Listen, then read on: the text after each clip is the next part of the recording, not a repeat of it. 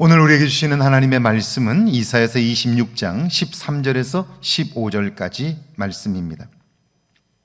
여호와 우리 하나님이시여, 주 외에 다른 주들이 우리를 관할하여 싸우나 우리는 주만 의지하고 주의 이름을 부르리이다. 그들은 죽었은즉 다시 살지 못하겠고 사망하였은즉 일어나지 못할 것이니 이는 주께서 벌하여 그들을 멸하사 그들의 모든 기억을 없이 하셨음이니이다. 여호와여, 주께서 이 나라를 더 크게 하셨고 이 나라를 더 크게 하셨나이다. 스스로 영광을 얻으시고 이 땅의 모든 경계를 확장하셨나이다. 아멘. 하나님의 말씀입니다. 할렐루야. 좋은 날입니다. 하나님께서 오늘도 여러분을 축복하십니다. 그 은혜 안에 사는 여러분들 되기를 바랍니다.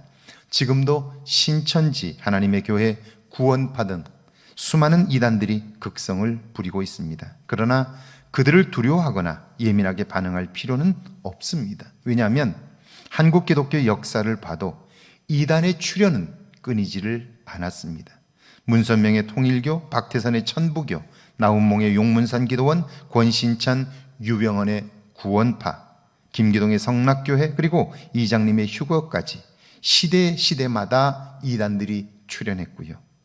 한때 그 영향력은 막강했습니다. 그러나 그들의 세력은 얼마 가지 않아 시들고 말았습니다.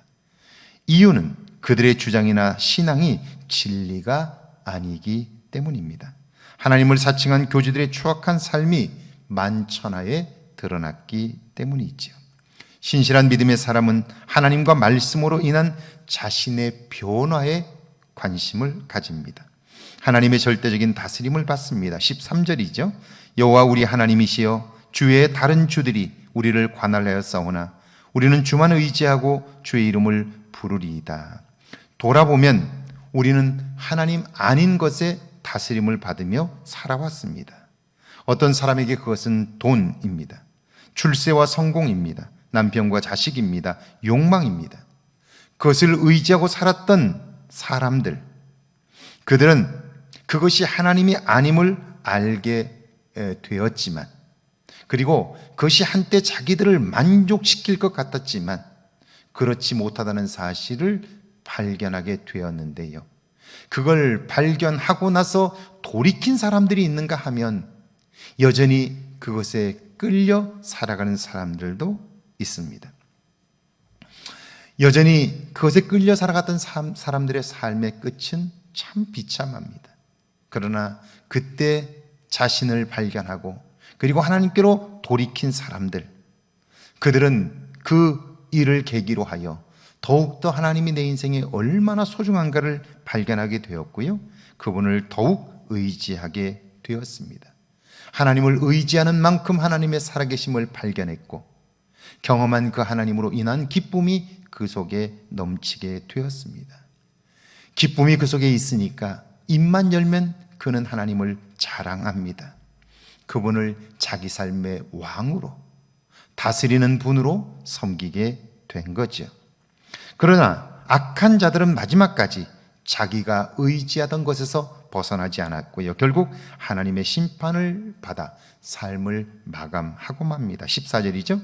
그들은 죽었은즉 다시 살지 못하겠고 사망하였은즉 일어나지 못할 것이니 이는 주께서 벌하여 그들을 멸하사 그들이 모든 기억을 없이 하셨음이니이다. 악한 자들도 득세하던 때가 있었습니다. 그들을 부러운 듯 쳐다보던 때도 있었습니다. 그러나 그들은 악한 행실을 버리지 못했고 그들의 악행으로 인하여 사람들이 고통을 호소하게 되자 하나님은 그들을 벌하셨고요. 그들은 결국 사람들로부터 잊혀지게 된 것이죠. 그들의 존재가 사람들의 기억으로부터 모두 다 잊혀지게 된 것입니다. 그러자 하나님은 당신을 의지하는 사람들을 높이십니다. 15절이죠.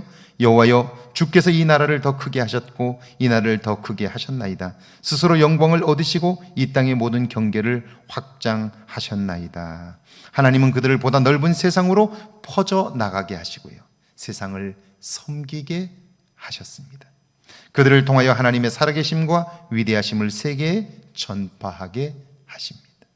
여러분, 우리는 오늘 내가 겪고 있는 일의 결말, 미래를 알지 못해요. 그런데 어리석은 사람은 그걸 아는 것처럼 생각해요. 그래서 낭패를 당하는 거예요.